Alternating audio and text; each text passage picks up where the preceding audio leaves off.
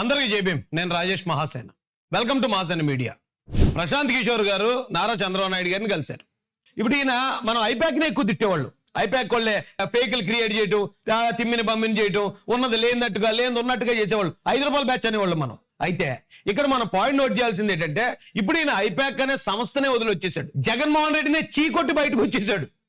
ఇదే వైసీపీకి చెందిన మరొక యూట్యూబ్ ఛానల్ అయిన మాట అన్నాడు. ప్రశాంత్ కిషోర్ ఒకడే వెళ్ళాడు తప్ప ఐపాక్ టీం అంతా కూడా ఇప్పుడు జగన్ కోసం పనిచేస్తుందని. అంటే మనం అనుకున్న 5 రూపాయల కార్మికులు ఎవరైతే ఉన్నారో వాళ్ళు జగన్తోనే ఉన్నారటండి.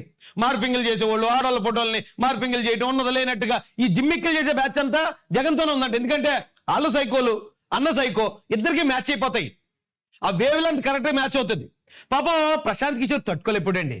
ఏడ్రా బాబు, స్ట్రాటజీలు అంటే ఏదో చెప్తాం గెలవడానికి, గెలిచిన తర్వాత ప్రజలకు మంచి చేయాలి కానీ గెలిచిన తర్వాత కూడా స్ట్రాటజీలు వేస్తారేట్రా బాబు, ఇదేం పార్టీరా నాయన అని చెప్పి దండం పెట్టి అతను బయటకు వచ్చేస్తే మేమే వెళ్ళిపోమన్నాం. మేమే మీరు వెళ్ళిపోమంటారు ఉత్తునని బాలే చెప్తున్నారో బాబు అనయా.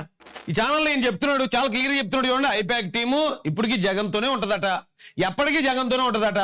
ఆ ములిపో పడలోనే వాళ్ళు కూడా ములిపోతారట. సో ఆంధ్రప్రదేశ్ లో వైఎస్ జగన్మోహన్ రెడ్డి వైఎస్ఆర్ కాంగ్రెస్ పార్టీ విజయం కోసం మేము పని చేయబోతున్నాం అంటూ ఐపాక్ ఇప్పుడు చెప్పింది. ఐపాక్ ఇప్పుడు దీంట్లో ప్రశాంత్ చాలా క్లియర్ గా ఐపాక్ మళ్ళీ మేము ఆంధ్ర రాష్ట్రాన్ని నాశనం చేయడానికి మేము మా జగనంతోనే ఉంటామని చెప్పేసింది ఆ టీం అంతా. అయితే ఐపాక్ అనే సంస్థకు 4 డైరెక్టర్లు ఉన్నారట. 4గురిలో ఒకడే ప్రశాంత్ కిషోర్. పాపం మనం అతనొక్కడే ఈ కుట్రలన్నీ పనిచేస్తున్నాడేమో, అతనొక్కడి ఇదంతా చేసేస్తున్నాడేమో మనం చాలా అపార్థం చేసుకున్నాం. అతను చాలా గట్టిగా అటాక్ చేశాం కూడా. ఏపీ ప్రజలు మొత్తం చీకొట్టారు ప్రశాంత్ కిషోర్ని. ప్రశాంత్ కిషోర్ని చీకొడుతుంటే అరే నేను ఇదంతా చేయలేదు, ఇదంతా చేసేవాడు జగన్ చేస్తున్నాడు, ఇందులో నా ప్రమేయం ఏమీ లేదు, నేను మంచి చేయమని కొన్ని స్ట్రాటజీలు మాత్రమే చెప్పాను, కానీ ఈయన దుర్మార్గం వెళ్ళిపోతున్నాడు, ఎస్సీలు చంపించేస్తున్నాడు, చర్యలు తీసుకోవట్లేదు, ఎస్సీ నిధులు పాటు చేశాడు, బీసీలకు ఉన్న ఉపాధి కార్యక్రమాలు రద్దు చేశాడు, కాపు కార్పొరేషన్ తీసేశాడు, ప్రజలకి రాష్ట్రాన్ని ఎక్కడ అభివృద్ధి చేయట్లేదు, అభివృద్ధి చేయకుండా దోచేసుకొని దాచేసుకుంటున్నాడు.